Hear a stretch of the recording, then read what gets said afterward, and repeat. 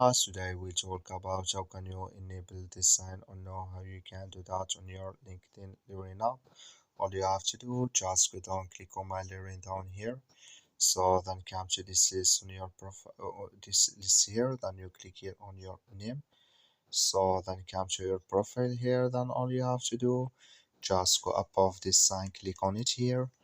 So when you click on it here, it's going to take you to this list. Then you go down here, you keep going down and you click here on account settings. So then it's going to take you to this list here.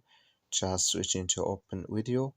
So it's going to take a time. Then you click here on advertising data and you come to this list here. You click here on companies you follow and you come to use follow with companies data. Click in this sign. The like you see this color show for us has been enabled with us now. That's all you have to do. Thank you for watching. Don't forget to support us by liking and subscribe.